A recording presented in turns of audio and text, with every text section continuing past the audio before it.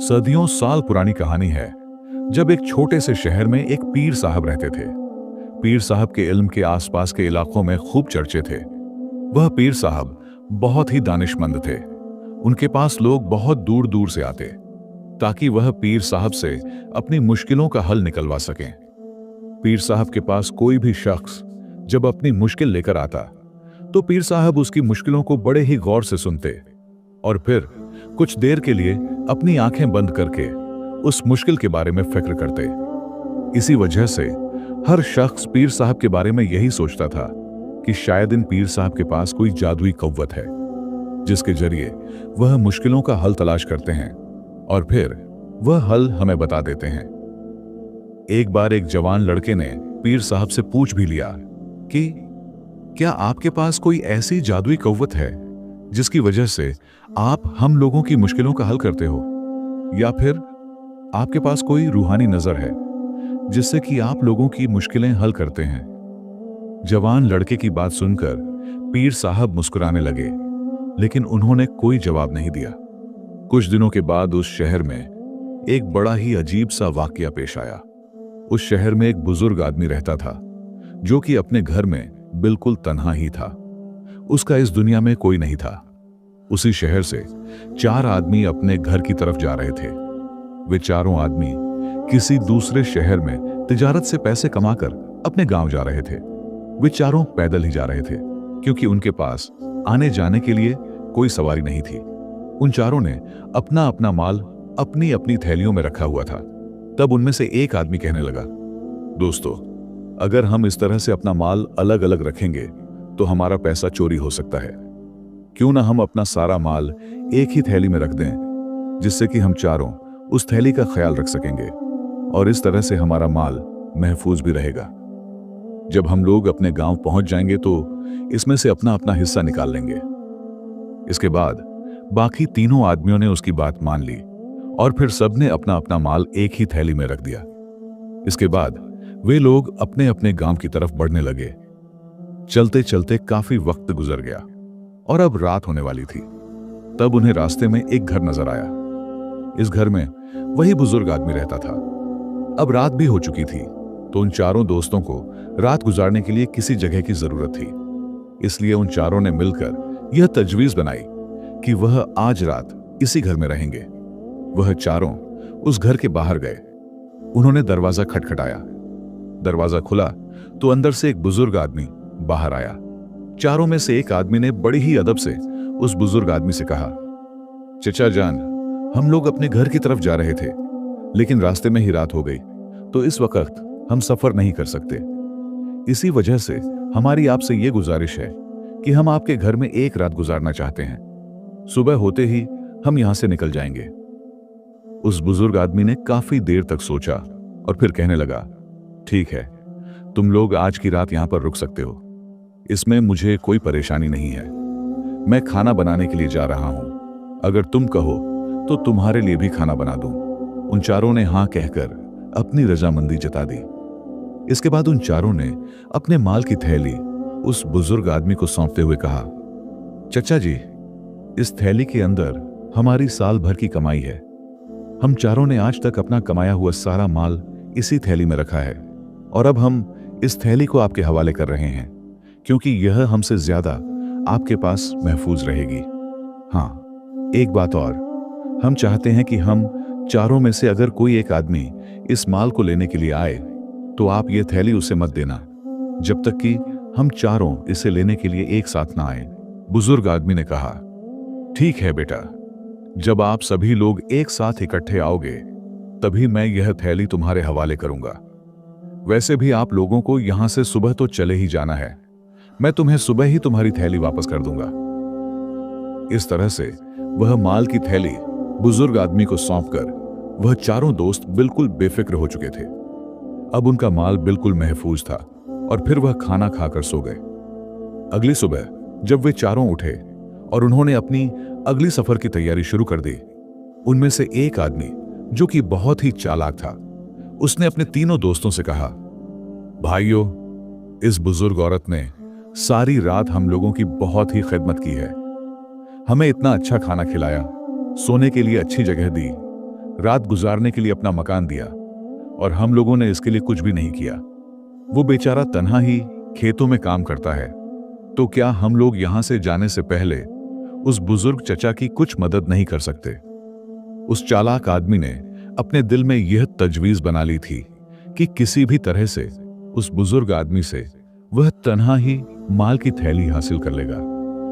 बाकी के तीनों दोस्त उसकी बातों में आ गए और वह सभी उस बुजुर्ग आदमी की मदद करने के लिए एक साथ खेतों में काम करने को तैयार हो गए। जब वह चारों बुजुर्ग आदमी के खेतों में काम कर रहे थे तो उस चालाक आदमी ने अपने दोस्तों से कहा, मुझे बड़ी प्यास लगी है, मैं जरा बुजुर्ग आदमी से पानी मांग कर लाता हूं। बाकी के तीनों दोस्त भी काफी थक चुके थे और उन्हें भी प्यास लग रही थी। इसी वजह से उन्होंने उसे जाने के लिए कह दिया और अपने लिए भी पानी लाने के लिए कहा। जैसे ही वह शातिर आदमी बुजुर्ग आदमी के पास पहुंचा तो उसे कहने लगा, चचा, हम लोग अब यहां से जाने को तैयार हैं, इसलिए आप वह हमारी थैली हमें वापस दे दीजिए।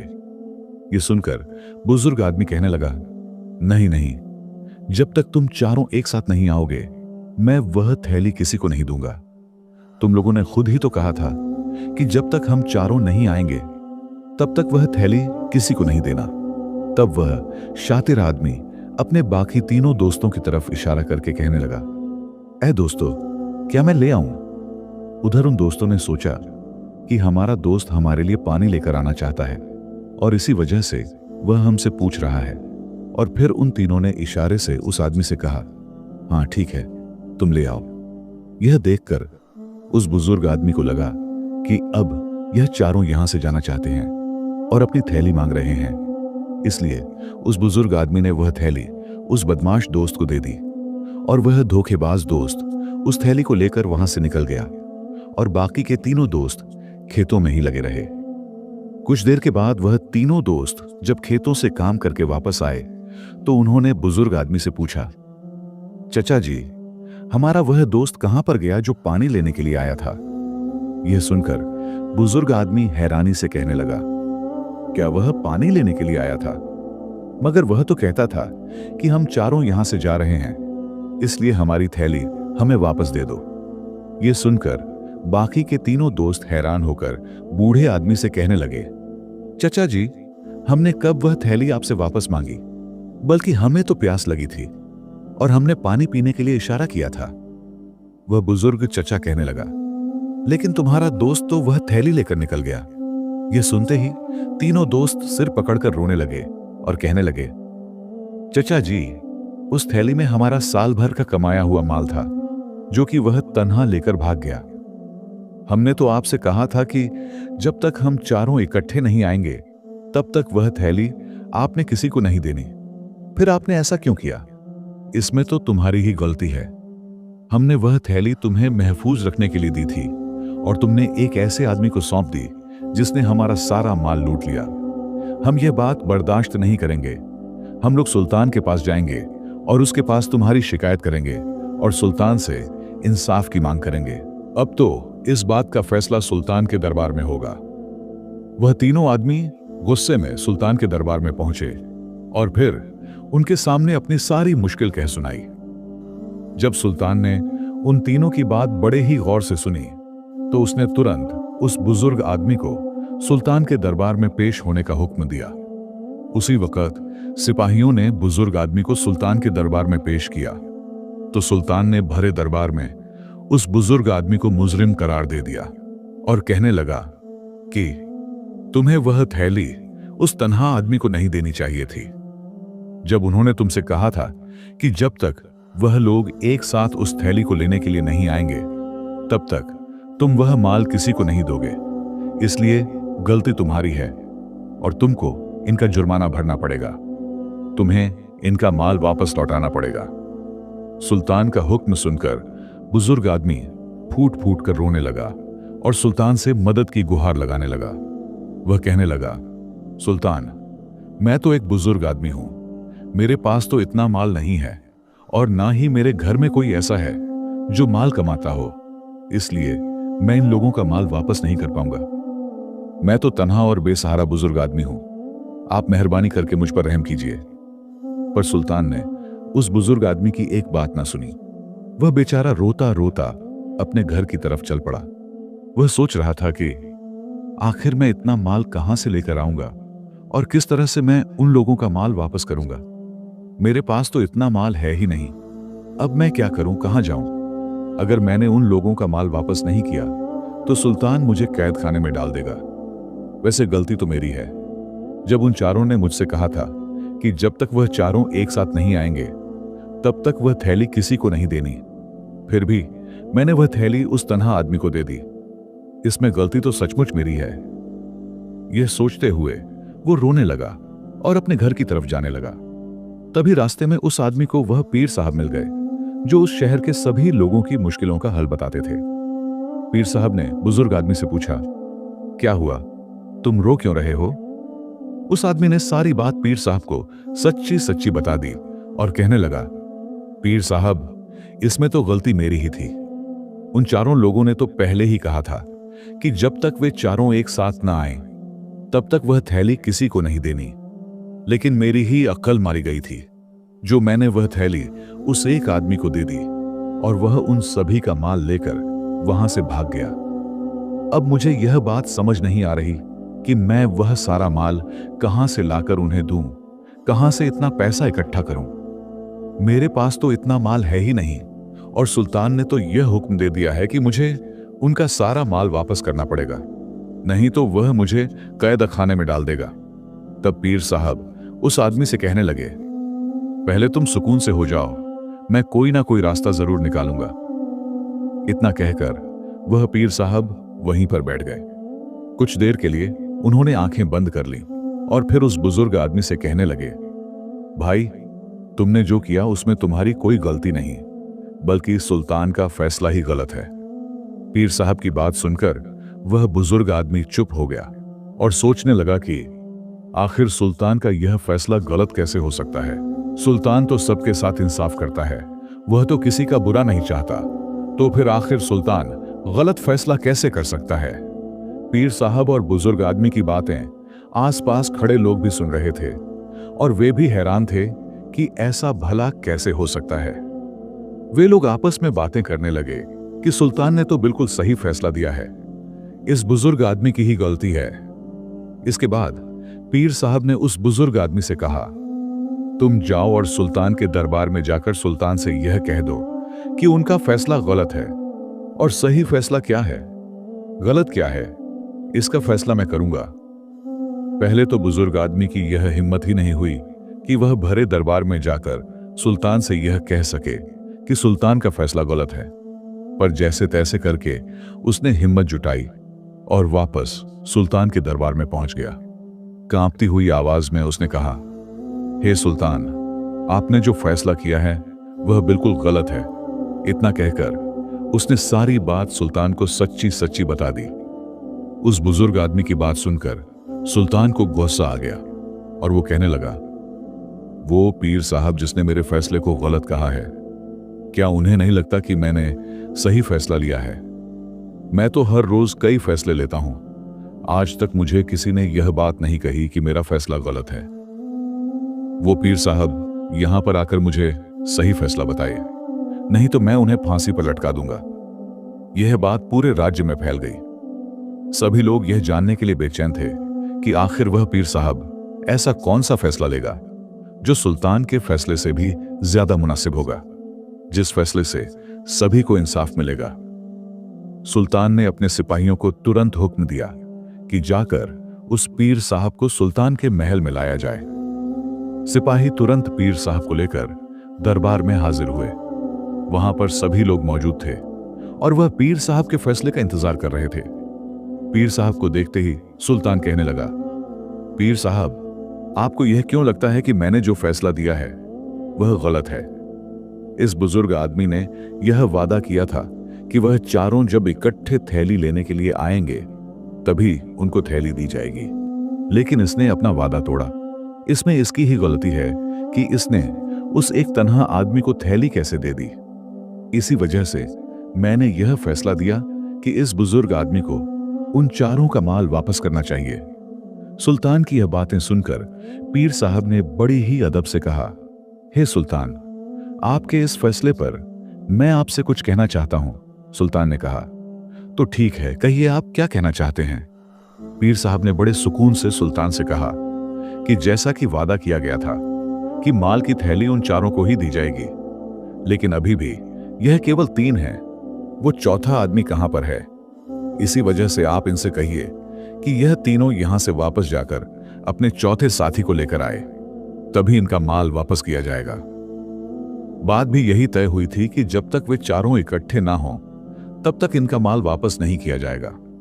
और अगर बुजुर्ग आदमी ने इन तीनों को माल वापस कर दिया तो अपना दिया हुआ वादा यह तोड़ देगा, और जो कि सही नहीं होगा।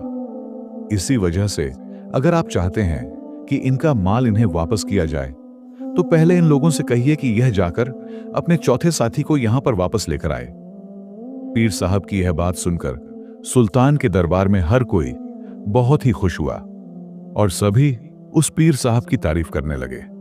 सुल्तान भी पीर साहब के इस फैसले से पूरी तरह से रजामंद था। उसने तुरंत पीर साहब के सामने सिर झुकाया और हाथ जोड़कर उनसे कहने लगा, आपका फैसला बिल्कुल सही है। और पूरे दरबार में पीर साहब की जय जयकार होने लगी।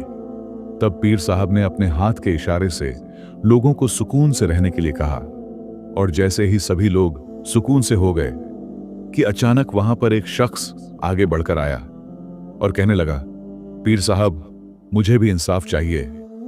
मैं भी एक फरियादी हूं और मैं चाहता हूं कि जैसे आपने इस बुजुर्ग आदमी के साथ इंसाफ किया है, उसी तरह से आप मेरा भी इंसाफ कीजिए। उसकी बात सुनकर सुल्तान ने फरियादी से कहा कि तुम बिना खौफ के अपनी बात कह सकते हो।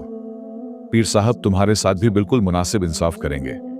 और तब वह शख्स कहने लगा, पीर साहब, यह किस्सा 1 साल पुराना है, जब मैंने किसी दूसरे शहर में जाकर तिजारत करने का फैसला किया था, लेकिन मेरे पास माल नहीं था और मैंने उस वक्त शेठ अब्दुल करीम के पास जाकर कुछ रकम कर्ज लेने का फैसला किया। जब मैं और मेरी बीवी दोनों एक साथ शेठ के घर पहुंचे, जब मैंने शेठ से कर्ज मांगा तो उसने कहा कि मुझे अपनी कोई बहुत ही कीमती चीज उसके पास गिरवी रखनी होगी, लेकिन मेरे पास तो गिरवी रखने के लिए कुछ भी नहीं था।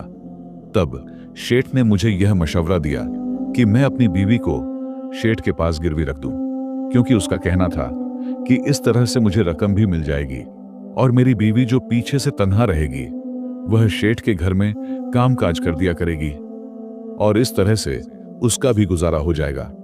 मुझे शेठ की बात सही लगी और मैंने अपनी बीवी शेठ को सौंप दी और 200 अशरफियां उससे कर्ज ले ली। इसके बाद मैं दूसरे शहर में गया, जहां पर मेरी किस्मत ने मेरा साथ दिया और मैंने अनाज खरीदने और बेचने की तिजारत की। अल्लाह की मेहरबानी से मेरा धंधा अच्छा चल निकला और मैंने खूब पैसे कमाए। अब मैं पूरे 1 साल के बाद जब अपने शहर वापस आया और मैंने उस साहूकार शेठ का कर्ज चुकाकर अपनी बीवी को वापस लेना चाहा, तो वह शेठ का कहना है कि मेरी बीवी की मौत बीमारी से हो चुकी है। लेकिन मुझे शेठ की इस बात पर यकीन नहीं है, क्योंकि मेरी बीवी बिल्कुल सेहतमंद और तंदुरुस्त थी। उसे किसी तरह की कोई बीमारी नहीं थी। पीर साहब, अब आप ही मेरा इंसाफ कीजिए।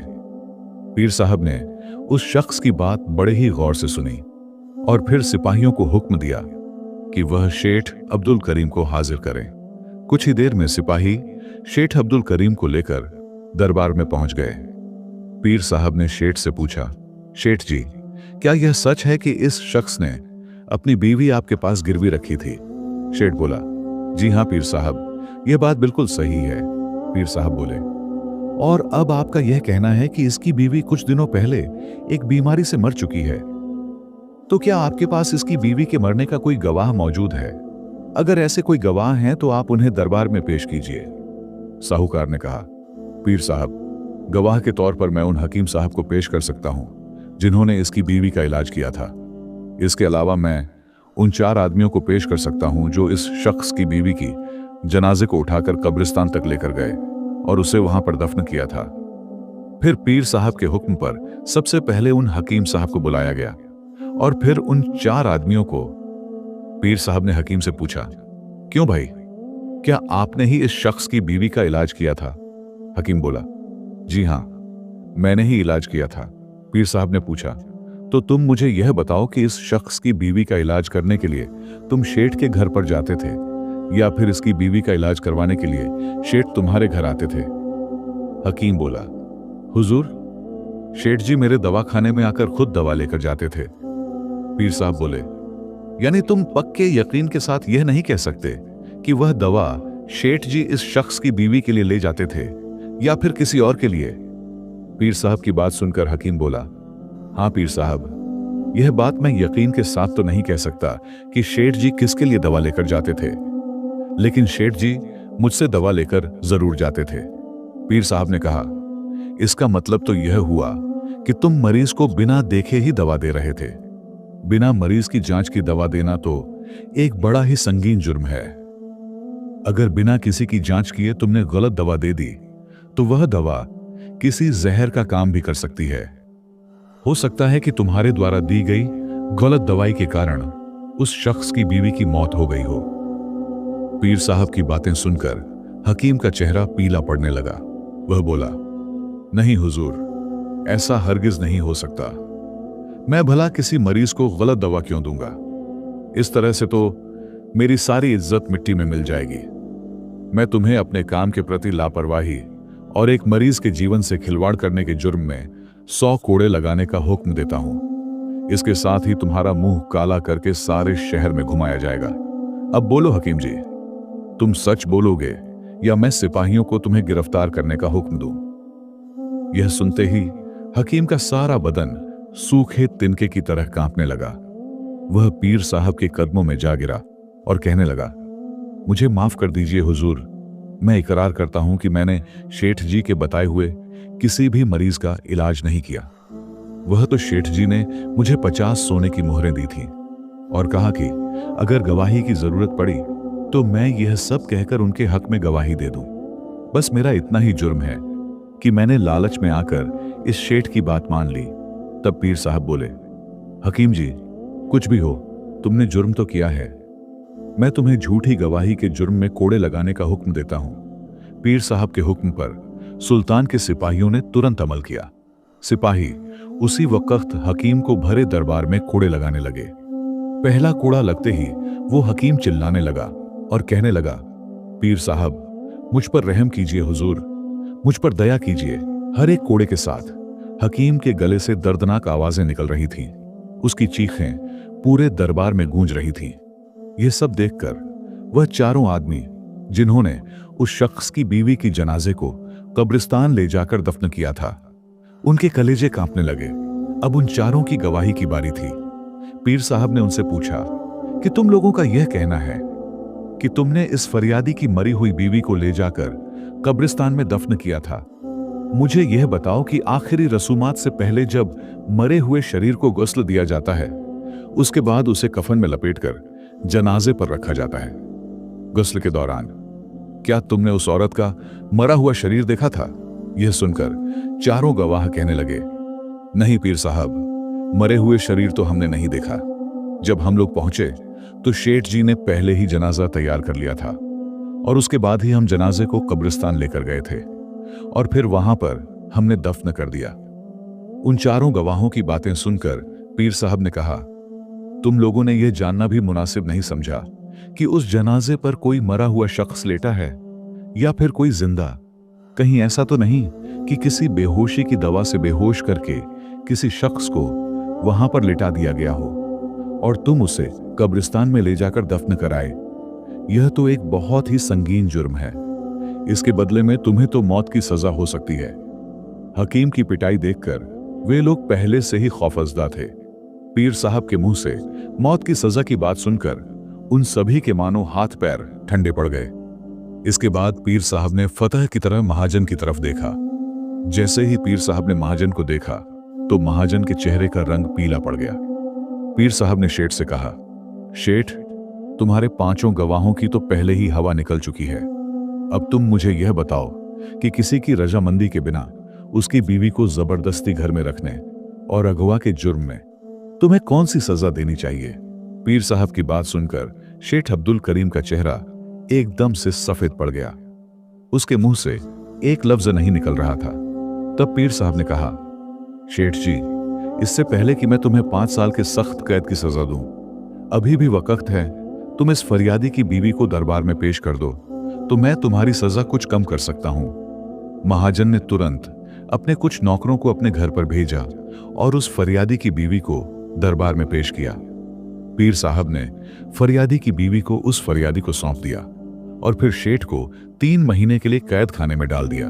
झूठी गवाही देने के जुर्म में उन 4 लोगों को भी कैद खाने में भेज दिया। यह सब कुछ देखकर सुल्तान हैरान रह गया और वह पीर साहब के सामने हाथ जोड़कर खड़ा हो गया और कहने लगा, पीर साहब, आपने मुझे सिखा दिया कि इंसाफ कैसे किया जाता है, लेकिन आपके यह दोनों फैसले देखकर मैं हैरान हूं कि आखिर यह बातें मेरे दिमाग में क्यों नहीं आई। तब पीर साहब सुल्तान से कहने लगा, सुल्तान, आपके पास और भी बहुत से काम हैं। आप सारा दिन मशगूल रहते हैं, इसी वजह से आपको जल्दबाजी में फैसले लेने पड़ते हैं। आपने इस मामले को सुना और समझा, लेकिन सही फैसला देने में आप गलती कर गए। आपने इस बुजुर्ग आदमी के मामले को केवल ऊपरी तौर पर देखा, लेकिन आप इसकी गहराई में नहीं गए। अगर आप अपने दरबार में आने वाले सभी मामलों को गहराई से देखेंगे तो आप भी सही फैसले ले सकेंगे, क्योंकि जब तक हम किसी मामले की गहराई में नहीं जाते, हम उसका हल नहीं ढूंढ सकते। हम में से बहुत से लोग अपने फैसले जल्दबाजी में लेते हैं, चाहे वह मामला कितना भी संगीन क्यों ना हो, क्योंकि हमें तो सिर्फ अपना इख्तियार चाहिए और हमारा शोहरत होना चाहिए, चाहे वह फैसला गलत ही क्यों ना हो। पीर साहब की इन बातों से सुल्तान को बहुत कुछ सीखने को मिला और उसने पीर साहब से वादा किया कि अब से वह हर मामले को गौर से देखेगा और इंसाफ करेगा। पूरे राज्य में पीर साहब की तारीफ होने लगी और लोग उन्हें एक बड़ा दानिशमंद मानने लगे। उस जवान लड़के ने, जो पहले पीर साहब से जादुई कव्वत के बारे में पूछा था, वह भी अब समझ गया कि पीर साहब की ताकत उनके इल्म और फिक्र में है, न कि किसी जादू में। इस तरह से वह शहर और ज्यादा अमन से रहने लगा और लोग अपनी मुश्किलों के लिए पीर साहब के पास जाते रहे। पीर साहब ने हमेशा इंसाफ और सच्चाई का साथ दिया और लोगों को सिखाया कि जल्दबाजी में फैसला ना लें, बल्कि हर बात की गहराई समझें। इस कहानी से हमें यह सीख मिलती है कि इंसाफ केवल जल्दबाजी में नहीं, बल्कि गहरे विचार और सच्चाई की तह तक पहुंचकर करना चाहिए। पीर साहब ने सुल्तान को यह सिखाया कि किसी भी मामले को सतही तौर पर न देखें, बल्कि उसकी गहराई में जाकर सही फैसला लें। इंसानियत, ईमानदारी और सच्चाई का साथ देने से ही सही मार्ग पर चल सकते हैं। इस कहानी में झूठी गवाही, लालच और धोखे के खिलाफ सख्त सजा देने का संदेश भी दिया गया है, जो समाज में सच्चाई और इंसाफ को स्थापित करने के लिए अहम है। अगर आप लोगों को हमारी ये कहानी अच्छी लगी हो तो वीडियो को लाइक करें, शेयर करें और कमेंट बॉक्स में अपनी कीमती राय जरूर दें, क्योंकि आप लोगों की राय हमारे लिए बहुत अहमियत रखती है। और हमारे YouTube चैनल AMS वॉइस को सब्सक्राइब करना ना भूलें। शुक्रिया।